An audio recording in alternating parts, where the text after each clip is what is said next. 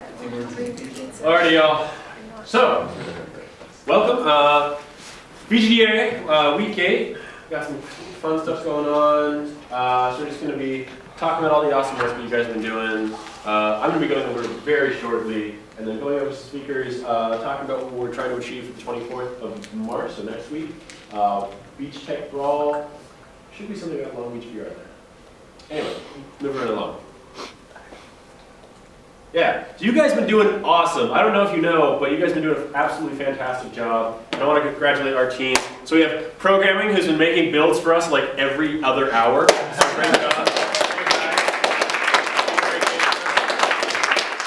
We have our art people who have this wonderful vision of the aesthetics of our game. They're just making it look absolutely amazing. So yeah.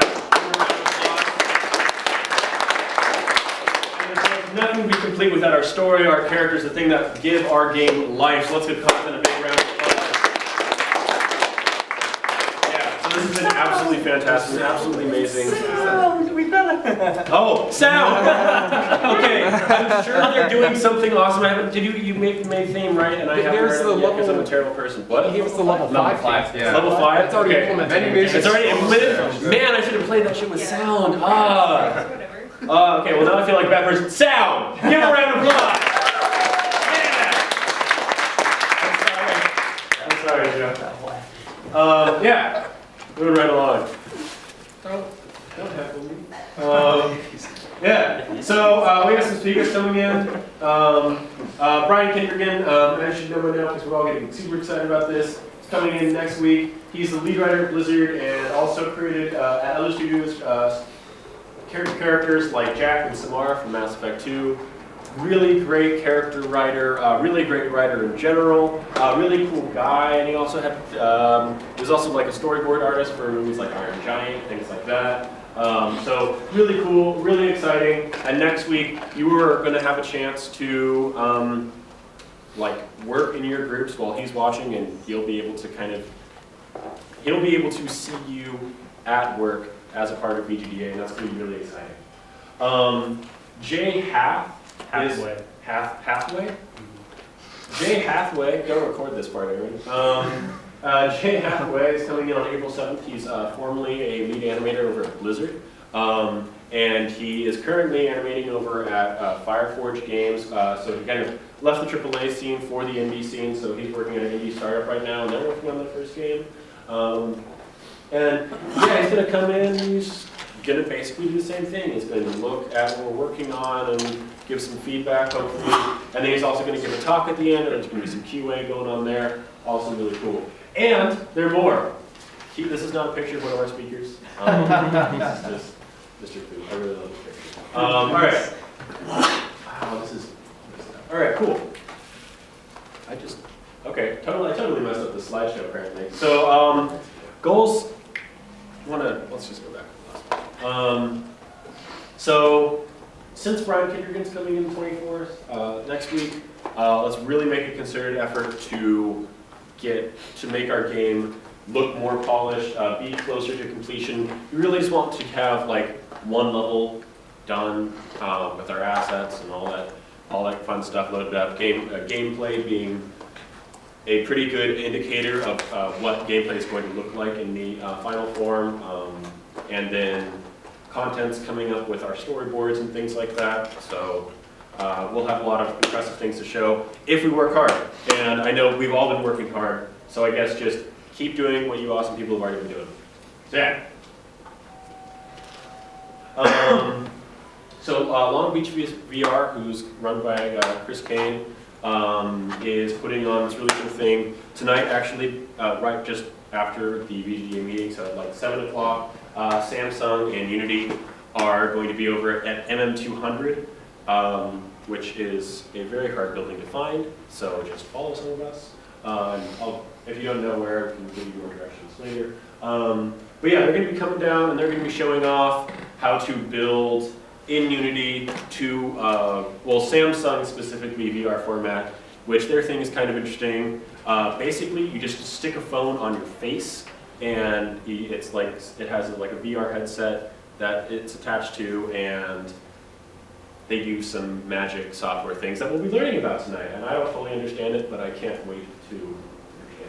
Yeah, and it's full, but you can. But Chris Kane said that we can try to crash it. I know that a lot of us here already signed up. For those of you who haven't, and still want to get in on the cool tech action, I'm sure that it'll be fine. It's a pretty big classroom.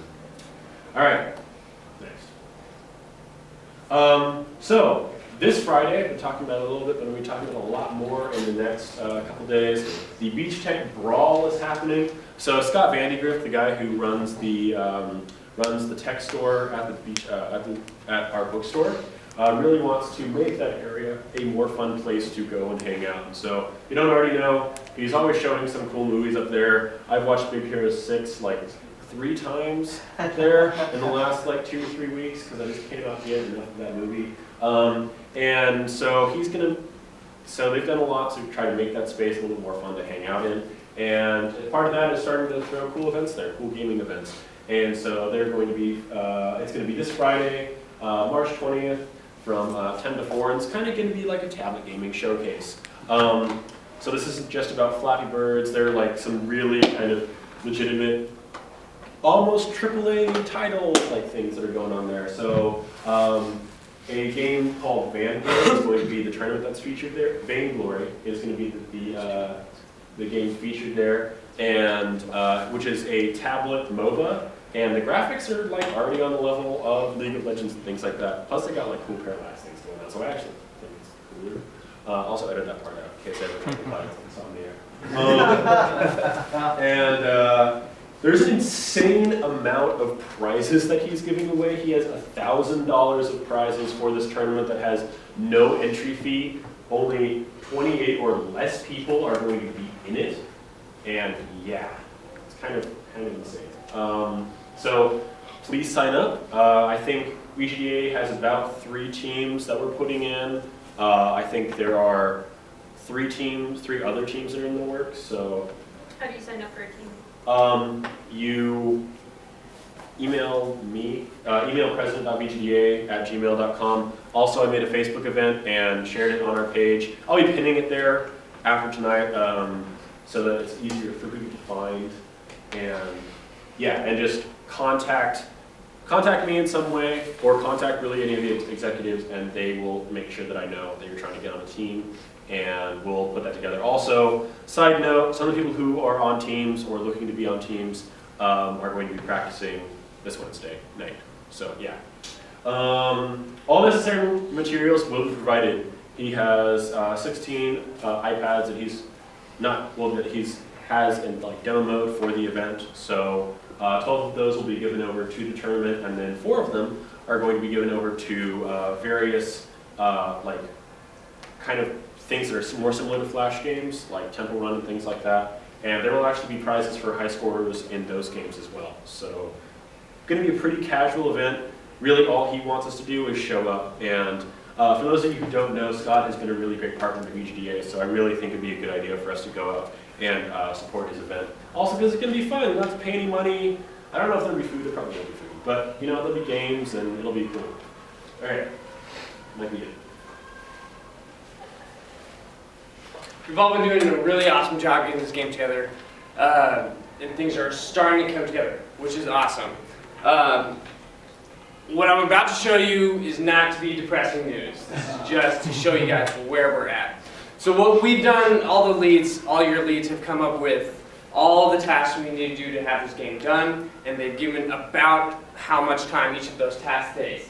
So when we have at all of those, we have this. This is our burn down chart of things we need to finish. So if you can see right here, that's how many total hours of stuff we have to get done. And this is how many we've completed so far. Not including, I'm still missing some content stuff. Sorry. I have it done, I just haven't started. God, okay. So this number is actually higher, and this number is lower. But that said, we gotta keep working hard. Unfortunately, the people who have the hardest job is our dear artists. You guys have the bulk of it.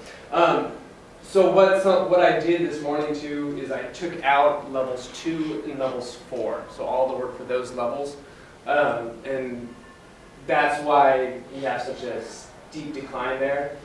But we were talking about this at the exec meeting. What we are working on is doable. It's definitely doable. We might need some help recruiting some new artists, but it's totally doable. We just gotta keep working, keep moving, and keep going forward.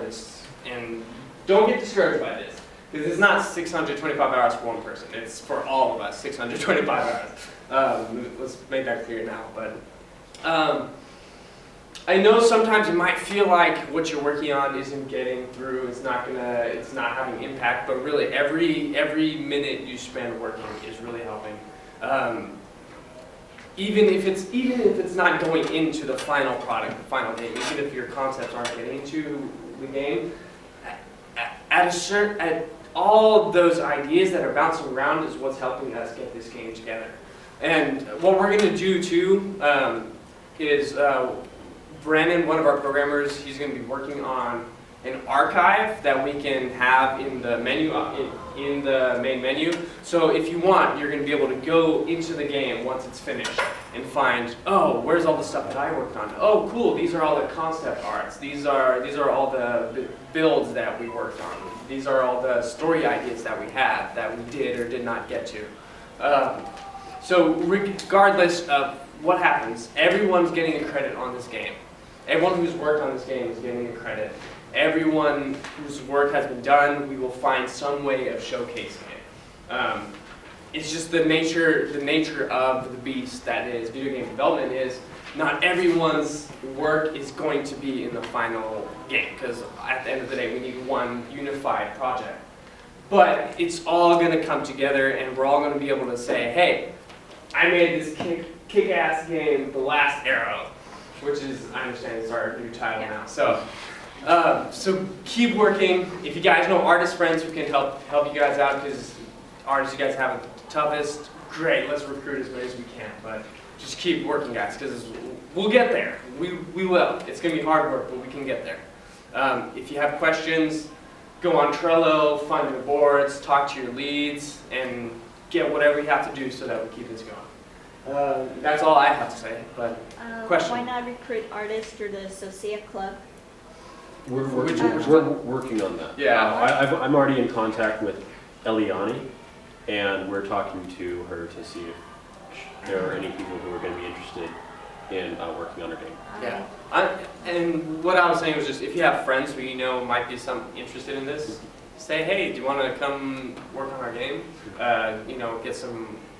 If you know someone who's really good at doing line, you say, hey, can you help us get some lines done? If you have people who are really good at doing color, have to say, hey, can you come help us do that? They don't need to be able to do everything. Just if they're really good at something, say, hey, can you give us a hand? Or threaten them. Guns. Arrows. We should ask, but On Thursday. Yeah. Also, I mean, what this really represents is about 5 hours a week of work or less per person. Like that's about it. And I know some people have been putting in a lot more, and that's great. But like this is, yeah, we love you, and we're sorry. But this is, it looks terrifying. Like if someone was like, hey, you want to do 805 hours of work? I would not. But it's, yeah, like Boss said, it's not all on you. We're all a team. And if we're all working week in, week out, this is going to get done and we're going to get hired hopefully. does anyone have any questions?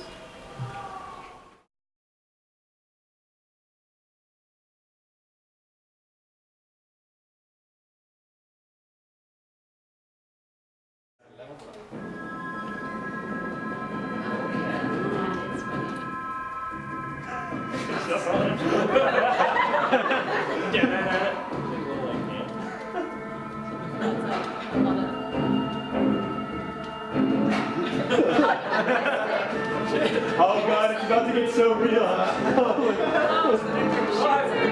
Look at that life counter drop. He dies. It's so sad. He's gonna die.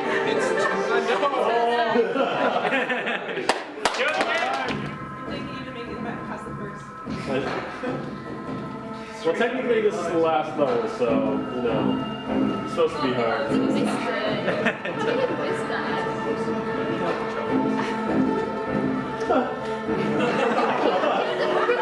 The jukes! The jukes! You gotta do the ribbon one first before you do the other. You gotta like it when someone's playing their own game and it's like, this is such bullshit. I hate this. Alright, yeah. That's pretty much what I did. Okay, so for what we have for environment so far, we have here some new funnel concept art, one here by Jamie. There's one by Colton too.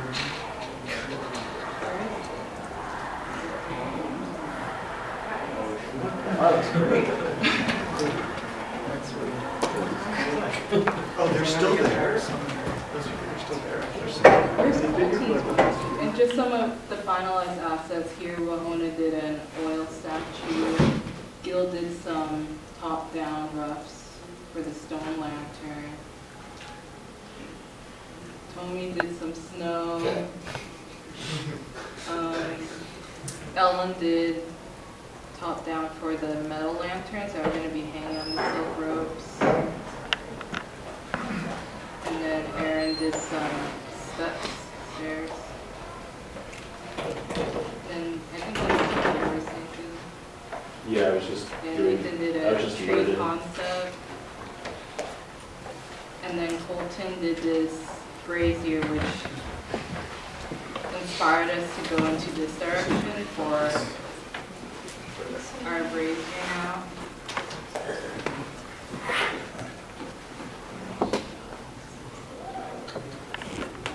Anything complete, but we do have roughs that we can show you.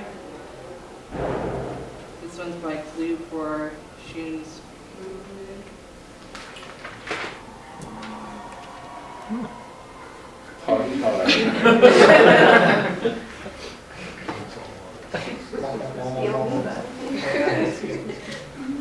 And then Francis did a rough for Shun's shoot.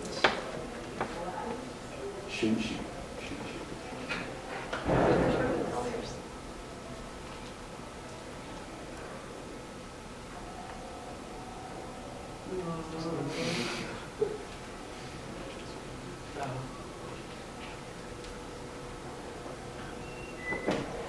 Then Jamie did one for Shun Die.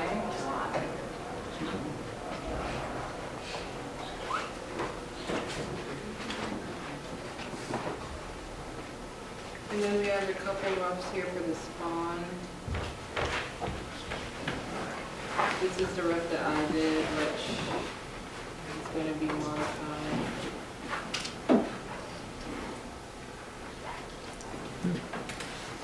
Luke did one as well to add on to mine. And that white spot you see there is going to be the mask. You just see it coming out of the ink.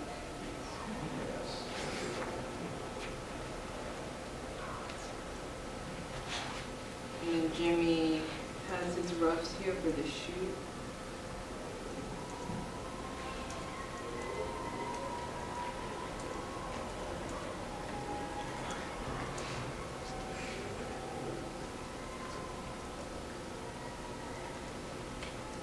I don't think yours is a gift. No, it's PSD. Yeah, so I can't look at it, sadly. And that's what we have so far, and next week we should have a lot more stuff done. Is it okay if we go to characters or something? Character. Yeah, there's Aaron did some Oni masks. Jamie did a turnaround of Shun. Oh, yeah. Tony did some concept of Shun. Jamie's turnaround. And for those of you who don't know, a turnaround is useful for 3D. animation.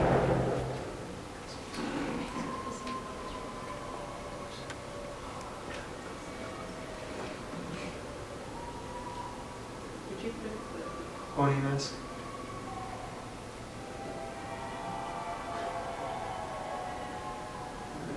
And then this is Aaron's second take on the Oni mask after the comments that we gave him. It's more fitting towards the style now.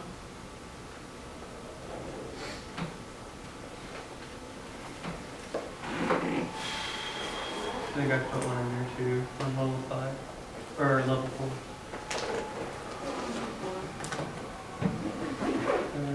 Includes this one here. They're cheering. As they should be. Yeah. Then I think these ballista ones were, New, yeah, Right. Paul's, yeah. yeah, like Paul's one. His was based on the mask. Having it shooting out of the mouth.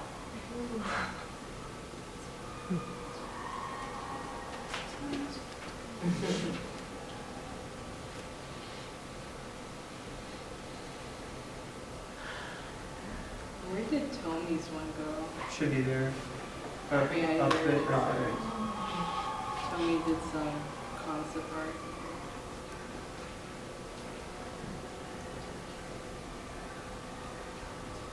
And very lightning.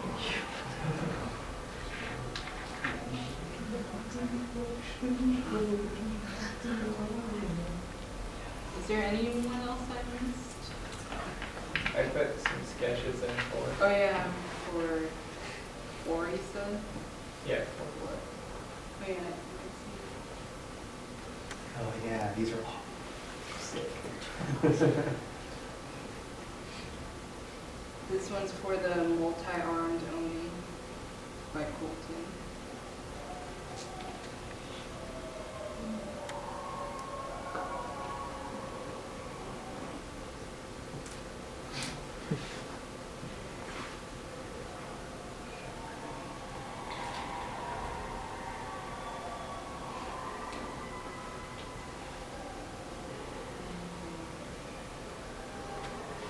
And I think there were some pagodas that Colton submitted as well.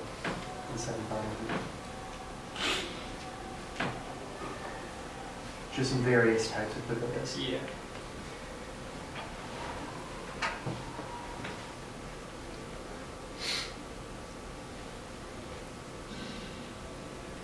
I think it's in concept art. Um, Yeah. Final stage concept. It was on the same card. Go on. Oh, yeah.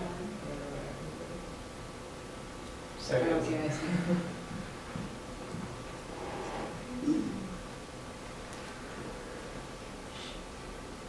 This is all by Android, then scan it into the computer. Yes. And those are like the small yurts on fire, Yeah, right? for the level 1.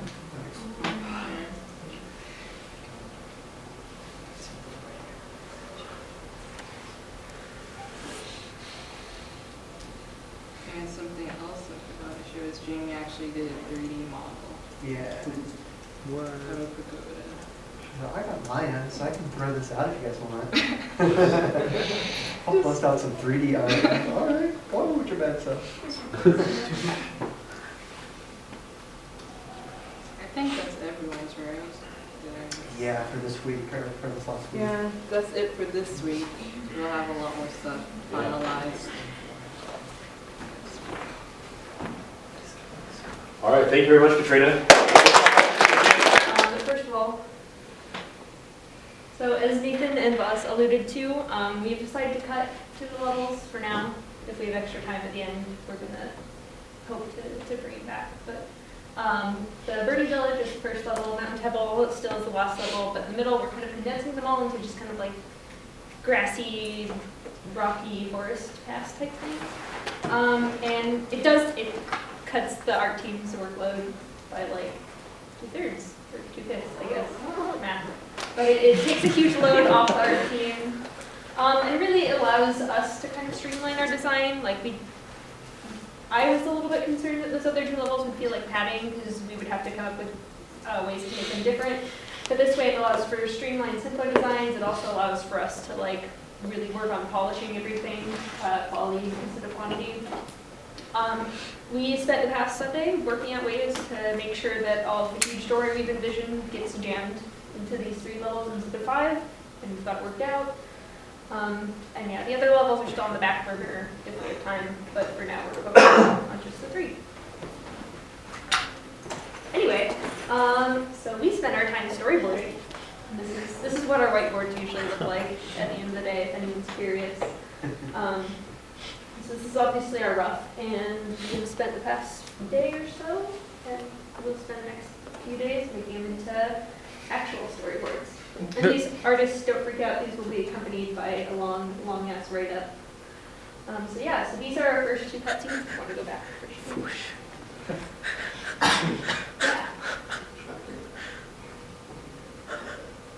And some people haven't seen yet. But, so that's what we worked on this weekend, and we're working on. We will continue working on. So next is the UI. So this is the basic UI elements that we have. This is kind of what they look like. You have your health bar, or your arrow counter up there. You have your health bar, which is this cool, like, fiery, smoky, inky, swirly thingy, and it'll kind of go down as you get hit. You have your kill counter, which is like an Oni mask and bug splatter. It shows the number of your kills on there. So these are kind of the gameplay elements that we've come up with. And there's a write-up to the company as well. Is there another slide? Yeah. Oh yeah, so we also came up with menu level select, so it's going to be like scrolls, and they like unfurl to show you all the different things, and you figured out the menu options that you're going to have. Level select is going to be like a map, so it'll have all the different levels placed on a map, and whichever one you're currently on will have like an arrow stuck in it. It'll be really cool. It'll be like smoky stuff swirling over the other levels. Yeah, really cool, and that will also get a graphic assigned to it shortly tonight. All right. And that's what we've been working on. It's looking really cool. We're gonna have, well, we have all the cutscenes done. We're gonna have all of the storyboards polished for Brian Kindrigan because he's the storyboard artist. It's gonna be looking at stuff. Any questions? What did we decide to do with the items that you pick up? Like, what order are they going to be distributed throughout the levels? First thinking about that. Oh, yeah, so remember I mentioned that really cool thing we did about across the 5 levels, we condensed it. So she's gonna take the arrow from the first level, from her lover, pull it out of her lover's chest. And then we're still gonna have the oil statues in the 2nd level, and she's gonna take the oil from there.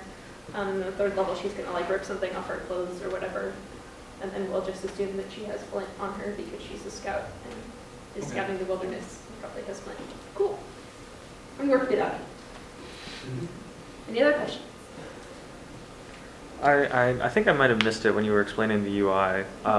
In the upper left corner, there was an arrow count? Yeah, so it's a little like quiver thing. Mhm. It's a little quiver icon.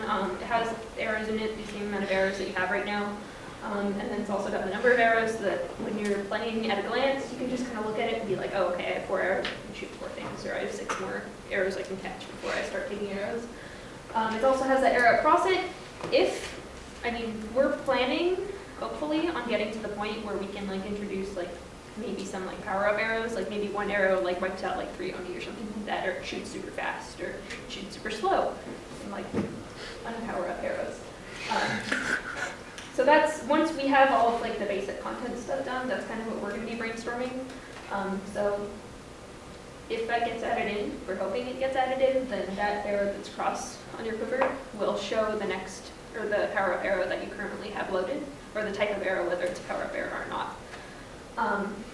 If we don't get that far, it'll just be a regular arrow and it'll just look cool. So, does that answer your question? Yeah. Perhaps you can like upgrade your arrow by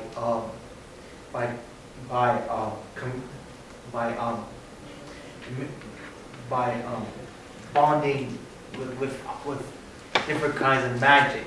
Yeah. Such as, for example, fire, even death spirits will help, even vegetation and water and wind. Yeah, we'll definitely consider that. We still have, next week we're going to be making the final documents for the 2nd level and working on balancing stuff. Because I got a little reference from the one game called Dungeon Hunter franchise in iPad, and I'm telling this to give you as inspiration if you want to make a different elements for upgrading your arrows with magic power. Yeah, it's something we'll definitely consider, and we'll think about what the arrows look like and stuff once we get to that point. Cool. All right. All right, good job, content.